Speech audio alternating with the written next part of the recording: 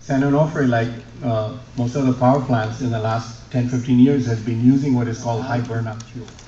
Reduce the number of refuelings, so allow longer operation without stopping nuclear power plants. And so as a result, the fuel rods are hotter. After 10 years, the fuel rods are about twice as hot thermally as in terms of thermal power generation as they would be with low burnup fuel.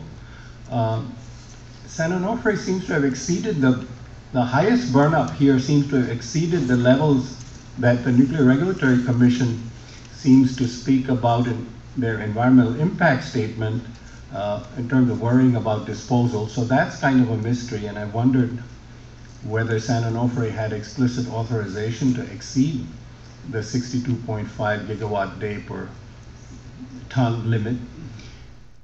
I'm Arjun Makhijani. I'm president of the Institute for Energy and Environmental Research. Most people don't realize that once a nuclear power plant is shut operationally for power generation, a large part of the risk still remains. We're more aware of it since the Fukushima accident, but I think Robert Alvarez and I were the first, after the Fukushima accident commenced, to call attention to the spent fuel pools at that site.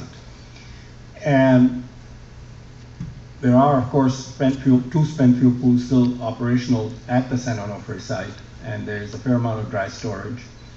All of the Unit 1 casks are in dry storage.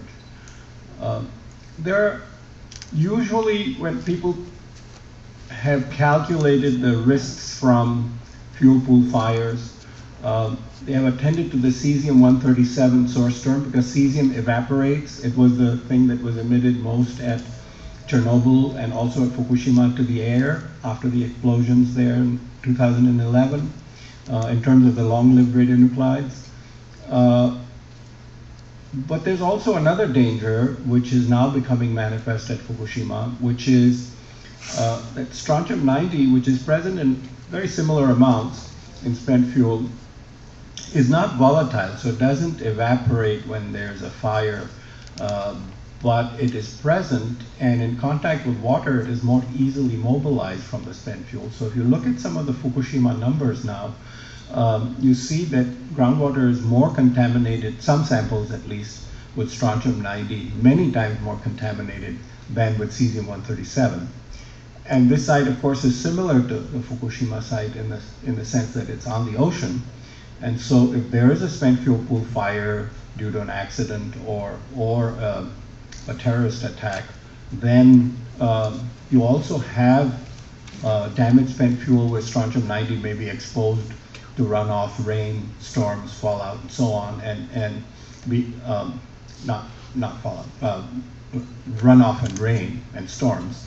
And therefore, you might get ocean contamination with Strontium-90, which bioaccumulates quite strongly in fish and bones and so on. That's one thing. The other thing that I've become more and more aware of over the last year is that San Onofre, like most of the power plants in the last 10-15 years, has been using what is called high burnup fuel. That is, how much energy do you produce out of the fuel rods that you put in. And this has been allowed to reduce the number of refuelings, so allow longer operation without stopping nuclear power plants.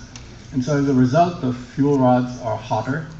After 10 years, the fuel rods are about twice as hot thermally as in terms of thermal power generation as they would be with low burnup fuel.